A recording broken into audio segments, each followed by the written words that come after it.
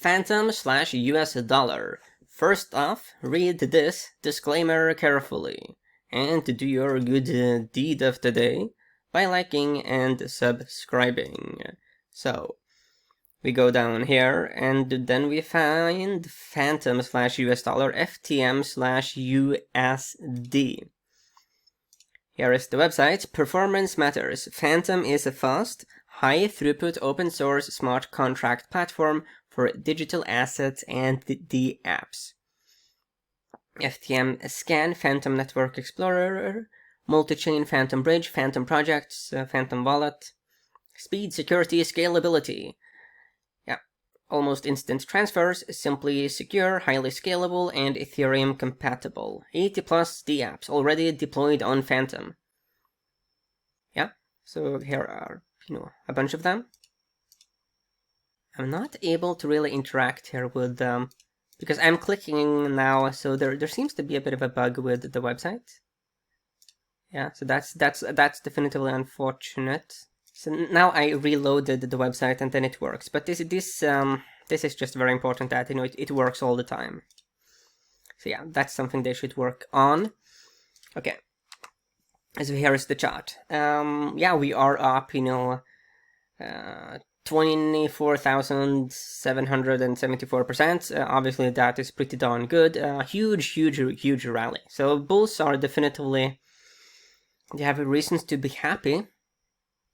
But we do see that there's been from the high we recently made up here. So let's measure from, to get it accurately like that.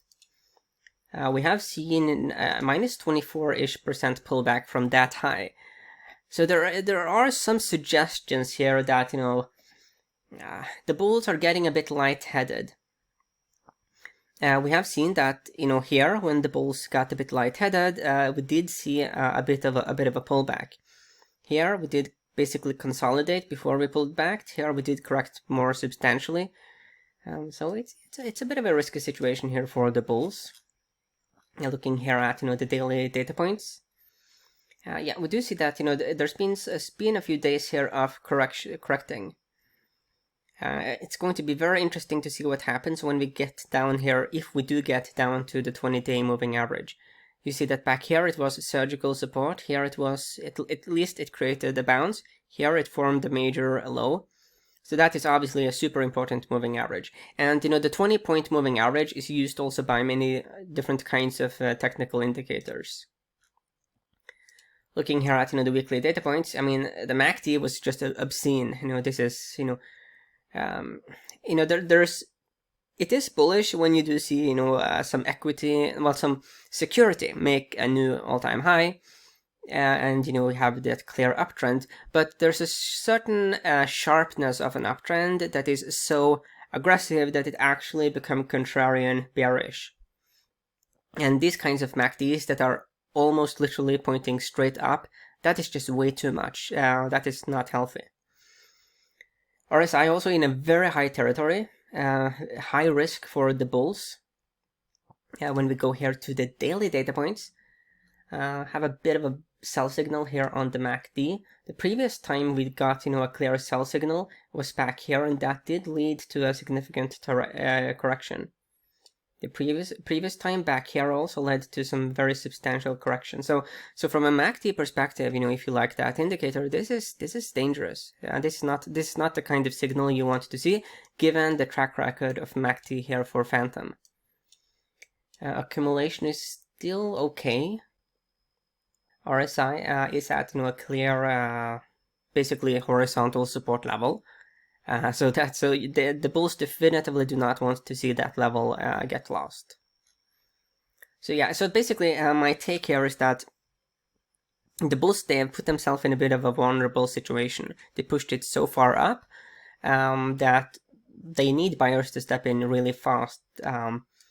It's frankly dangerous for the bulls to gamble on buyers stepping in here at the 20-day moving average, given the signals we have gotten here from the other indicators. Let's look a bit at correlations. We start here with the long term, but then we don't get anything, so we have to jump to the short term daily data points. 58% positive here with the S&P 500, minus 33% with gold, 87% positive with Bitcoin, and 63% positive with the dollar index. When we look at the seasonality for Fantom over the last 3 years, because we do not have data for November for 2021. That is the current year. But it is interesting though that November is a very strong month. It is. The caveat is that we only have 3 years, so we have to be really careful about the kind of conclusions we jump to based on such a paucity of data. December is the weakest month, so the seasonality here is a bit messy. November is the strongest, but then the following month is the weakest. So that is it's kind of a bit of a Texas Hold'em here. Okay. So if I were to sum up my take here, okay, when you look here at the technicals,